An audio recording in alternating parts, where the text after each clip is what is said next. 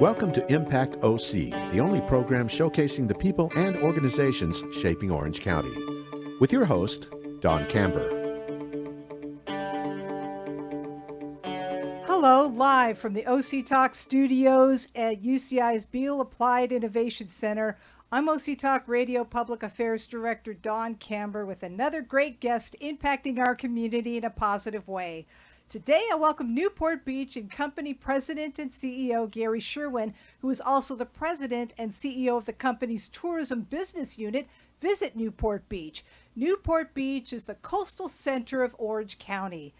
Gary, thank you for being on Impact OC. Don, it's great to be with you.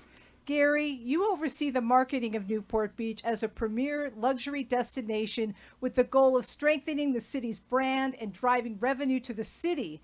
How do you accomplish this? Well, it's tall order, but we are dealing with Newport Beach, and it's a pretty magical place. And first off, welcome to National Travel and Tourism Week. It's a kind of a global celebration of the world of travel and the impact that travel has on communities and countries. Certainly here in the United States and in North America. But, really what our whole job is to be the economic development arm for the city of Newport Beach. And we know Newport Beach is a very affluent, sophisticated community. It doesn't have a lot of blighted areas. It doesn't have, a big crime problem. It doesn't have, a lot of the issues that you find in a lot of urban centers.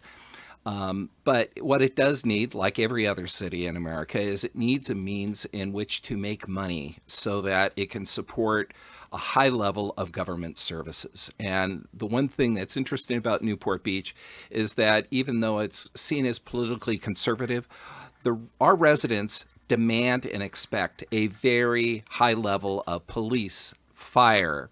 Our senior center will rival, a Del Webb resort. We have a beautiful city hall and a civic center, and our citizens expect that we have a very customer-centric, well-staffed city operation. But those all cost money. And so instead of just relying on tax dollars, we have to be entrepreneurial and create other means of revenue for the city. And tourism is really the means in which Newport Beach sustains itself. And it has been doing that now for well over 100 years. And tourism is the third largest revenue source into the city after property taxes and retail, which has a corresponding connection with tourism, and then hotel tax. We generate about over $30 million a year just in hotel tax, but the total value of the tourism industry to Newport Beach is over $1 billion a year. There are 10,000 people in the city that rely on tourism to pay their bills. So what we try to do is we are the global marketing arm for the city. Our job is to tell the story, invite people to come in, and we don't sell it just as a place. Newport Beach is very much of a lifestyle destination. You come and you're able to assimilate in this wonderful environment that is totally different, most likely, from wherever you've come from, even if it's as close as LA. And our job is to, as I say, bring as many wallets to town, have them open up, spread their contents to as many places in town as they can, close themselves up, and to go back home, leaving a minimal imprint on the city itself, except for the economic benefits. And that's really what we're here to do, is to create economic vibrancy and create jobs and to make sure the city can sustain all of the things that it wants to be able to do for its residents. What are your marketing strategies? Well, we're like a lot of businesses. When I tell people I sell cities for a living, people say, well, I didn't know a city was for sale. But what we do is we try to get people to purchase it in a variety of ways. And like any other good business, we take our investments and kind of put them into various buckets. So One bucket that we have that is very significant to us is our meetings at conventions. And most of our hotels, even though people think of Newport Beach as a place where you go and vacation, meetings at conventions pay the majority of the bills for most of our hotels. And of course, that has been devastated over the last year during the pandemic. So we have a whole team of people who do nothing but literally travel around America, bringing meetings at conventions to Newport Beach and contracting with our hotels. That's a big source of our business. We also go after leisure guests, but we go after leisure guests that are here in the United States, but we also have a huge effort internationally. We have a big presence in London. We have a Newport Beach office in London. We have a Newport Beach office in Dubai. We have a Newport Beach office in Shanghai and Beijing. We have one in Canada. And it's all designed to help bring these people into town. And people ask you, why would you want to go to Dubai? Well, for one reason, the people who come from Dubai, which usually stay at one of our premier luxury resorts like the resort at Pelican Hill, they will come, bring their extended families, bring their staff, and they will stay for 30 days at a time. And they will pay full rate. And they rent luxury cars, do a lot of shopping, do a lot of eating out. So their economic footprint is very big and very profound. So we want to go after those high spending people. In the UK, which has always been one of the most important markets for us, we actually are connected with the BAFTAs. And if you know the BAFTAs, they're the British Oscars. And so several years ago, we worked out a deal with Variety Magazine, and we host the opening night of the BAFTAs in London every year, except for this past year. We do a gala party. It's star-studded. We have a red carpet. We give out, with Variety, 10 actors to watch in the UK. It's a glorious event. I spend a day in a radio studio talking to people like you over there, literally all over the UK, talking about Newport Beach and the BAFTAs and our connection with our film festival, which is a big deal. So it's a great way for us to tell the story through entertainment. So it helps build our brand as, again, an aspirational destination, and it encourages people, hopefully, to come on out and visit us when they're planning their holidays. What were you able to do last year when pretty much COVID took over and traveling was down to very little? Well, it was a stunning nightmare in the sense that I've been in this business now for almost 35 years, and we were in New York, and we had unveiled a series of windows at Saks Fifth Avenue on Fifth Avenue. And they were Newport Beach windows. And I was looking at it, I was so proud. And I remember coming back to the hotel and someone was saying, did you hear about this coronavirus thing? This is, by the way, the end of February. Did you hear about this coronavirus? I'm surprised it hasn't hit the city. I landed back in Newport Beach 2 days later, and we had to cut everything. Our entire business evaporated overnight. And imagine being in a business and seeing a collapse of such epic proportion that you have all the hotels saying, I'm getting calls like it's crazy. Cancel this convention, cancel this meeting. I'm canceling my vacation. It melted. We went down from 80% occupancy to 5% occupancy within 5 days. And we didn't feel like anything was going to happen for an indefinite period. So we ended up having to, unfortunately, lay off a third of our staff. The hotels were gutted. They laid off, thousands of people. And we had to just hunker down and try to survive all of this. Now, financially, we were prudent. We saved a lot of money. We had good reserves. We did fine. But our hotel partners have been devastated, and they still are. I still have one major hotel, Fashion Island Hotel, that still remains closed to this day. I don't know when it's going to reopen. Other hotels had to, go from hundreds of employees. Our biggest hotel, in fact, which is a Marriott, went from over 200 employees to 5 employees to operate a major hotel during that period. Now, we've begun the recovery and things are better. But, this pandemic was about, twice that of the Great Depression and was 7 times worse than that of I don't know what is going on. 7 times that of the 9/11. So it was really economically probably by far the worst thing that we had ever seen and hopefully will ever see. But we also focused on trying to encourage people from Los Angeles to drive in. And that's going to be our saving grace probably for the next year is the drive market. And then hopefully next year, we're going to be able to go back to London, go back to Dubai, and bring all those visitors back too. Well, I'm seeing commercials on TV saying stay in California for your vacation. Yes. So is there a big push to say locals, staycation here? Yes. In fact, the commercials you're referring to come from Visit California, and the appeal is to encourage people as an act of really civic responsibility to keep your vacation dollars here in California. Go to a place that you haven't been to, that you've dreamed about going in California, or go to a favorite place that you haven't been to in a long time, and stay here in the state and keep your money here in the state so that we can get the recovery back in place for the tourism industry. We really need it. There are a lot of people going down Mexico because they're a little bit more flexible in terms of some of the restrictions there. But this campaign, it's about a $26 million campaign, is designed to really try to lock in people. Because Visit California normally is promoting internationally to get people to come in here. To promote in-state travel is a radical departure from what they normally do. So what are the biggest places that you promote in Newport Beach? Well, we promote our community as a collection of neighborhoods. It's a relatively small city of 85,000.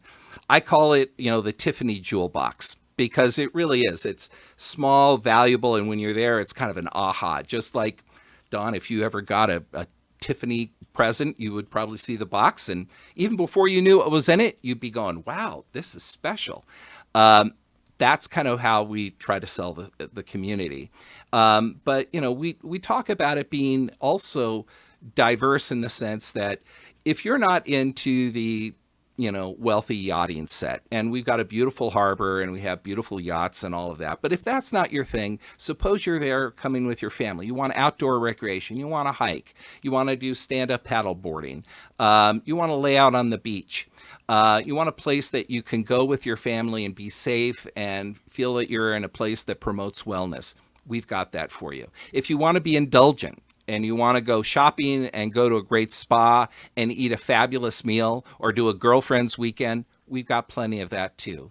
But if you want a romantic getaway and you want to go on a gondola through the canals and you want to eat at a restaurant overlooking the harbor, we have that too. So we're very adaptable. We have a lot of different ways we sell it.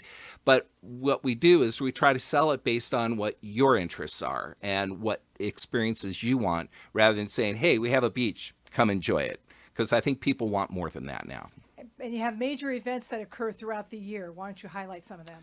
We do a number of big events, and the biggest and probably the most famous is the Newport Beach Christmas Boat Parade. Been going on now for well over 100 years. We do all the marketing for that. We actually, a few years ago, I said, we've had this parade. We've never had a grand marshal. Why do we not have a grand marshal for the parade? So I started picking these grand marshals out and working with the committee we work with at the Chamber of Commerce that owns the parade to try to find a celebrity grand marshal. And we've had some incredible people, all of which have had a connection with Orange County or Newport Beach. And then, every night of the parade, it's 5 nights, they have a different grand marshal. Usually it's sometimes even a community leader. That's a big deal, and it brings in well over 1 million people a year. The other big one we have, of course, is the Newport Beach Film Festival. That's going to be in October this year. They're the people we partner with in the UK. That now has become the fastest growing film festival in America. And really has elevated its game in terms of not only the filmmakers, but the people who attend it. It's just terrific. Newport to Ensenada boat race, just happened a week or so ago. 150 boats left to go down to Ensenada, Mexico. We continue to, support that as well. So, there are a lot of different events that we have throughout the year that we try to encourage people to attend and participate in. Well, I know last year the Newport Beach Boat Parade was not going to be on, Right. going to be on, and it was on a very slimmed margin. Well, what we did was there was a time, and this was probably the most difficult, one of the most difficult conversations certainly I had last year. During the lockdown and knowing that we were still in an escalating period where infection rates were going up. I had called the chamber president and I said, I think we need to cancel the parade this year. I don't really want to do it. I called the mayor at the time and checked with him. And I said, it's not appropriate for us to do the parade because as wonderful as the parade is, and it was very much needed last year to help make people feel a little better about things, but have people congregating on the docks, I just felt like all the attention would be on crowd sizes and people unmasked standing on piers with little kids, and it wouldn't be on the event itself. So we actually canceled it, and then a group of citizens said, hey, we can't have that, and they kind of did their impromptu parade. It wasn't an official parade. It was sort of we call it a pirate parade, and they continued it. But the parade will happen this year. We're already in the planning stages. What can people expect this year? A lot of what they've seen and loved in past years. The parade there's a lot of tradition that goes into the parade, and you don't tinker with too much of it because, there are people who plan holiday parties and family gatherings around the opening night of the parade. We had a sponsor for many years, Barry McGuire from McGuire's Car Wax, who all he wanted for his $20,000 was for the lead boat to say, hey, McGuire party, have, Merry Christmas, and scream it out from the parade of the lead boat. That's all he wanted because that was so special to him. And so we're going to go back. We'll have a celebrity grand marshal who we're working on right now. We're going to go hopefully bring back all the favorite boats. There's certain boats that people have an attachment to. And, these are not, if people haven't been to the Christmas boat parade, it isn't just somebody taking a little dinghy and stringing up some lights. There are people who hire Disney Imagineers and spend $50,000 or more to elaborately decorate their boats, have, animated lights, Santas, they add music. It is something that people start working on in summer to get ready for. It's such an elaborate effort because it has such a tight emotional connection with people. So we're going to go back and give people the parade that they've always known and loved. We're not going to want to reinvent it. We just want to restore what we lost last year. So should they make plans now and try to get tickets so that they can get their best spot to see the parade? Well, the great thing about the parade is that it's free. You don't have to buy a ticket to anything. What a lot of people do is they come and use it as an opportunity to do their Christmas shopping. So we have people from LA who will watch the parade. They'll stay overnight, shop at Fashion Island, celebrate the holidays, and go back home. So it kind of, adds to their whole Christmas celebration. What about community partners to help promote Newport Beach? We work very closely with organizations like the Chamber of Commerce. Steve Rosansky, who's their CEO, who's former mayor. We work very closely. He's really focused on advocacy. I focus on message development and, marketing.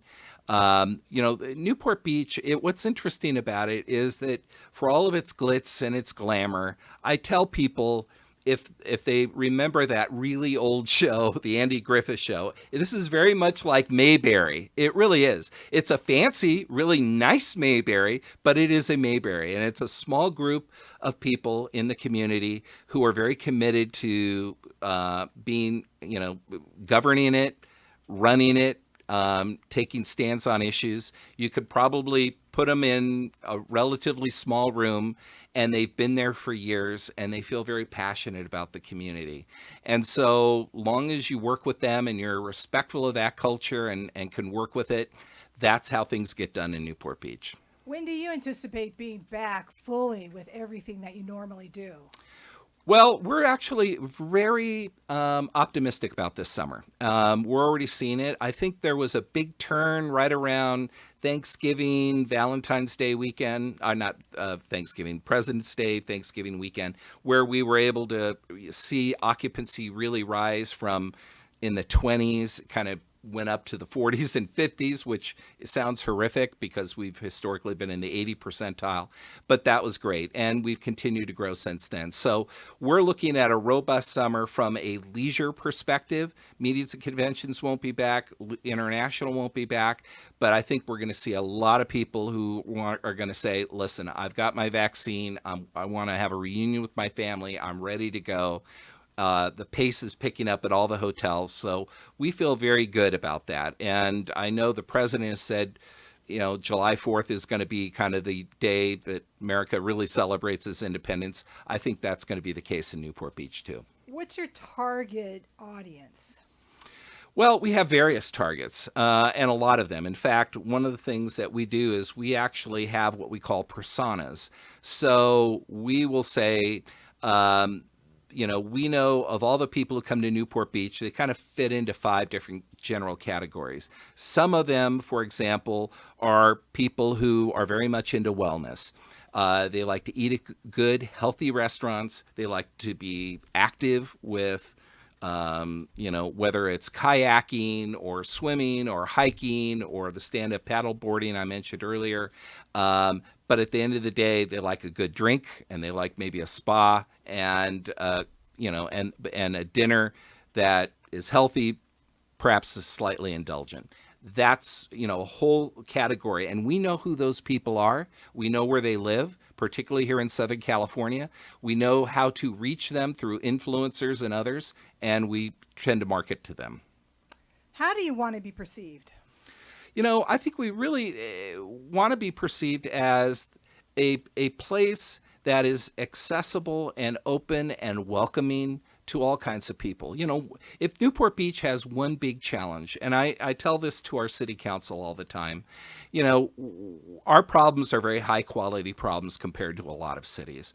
But one of the things that I think a lot of people misunderstand is they see us as elitist, snobby, perhaps a little Orange County housewifey. And in fact, that's not who we are. We have elements of people who represent that, certainly, but the vast majority of our people are just good people who want to welcome people and show others a great time. And we want to encourage people to come see us because even if you don't have $1 million, again, you can assimilate and be a part of this community in ways that is comfortable and accessible to you. And that it doesn't have to be something where you spend a lot of money. You can enjoy a wonderful vacation at a very affordable price, even a day trip. But we're not out of anybody's league. We're here to offer a welcome mat to everybody. Thank you, Newport Beach and Company President and CEO Gary Sherwin, who is also the President and CEO of the company's tourism business unit. Visit Newport Beach, for being on Impact OC. And I thank everyone for tuning in. I'm OC Talk Radio Public Affairs Director Dawn Camber. Have an impactful day.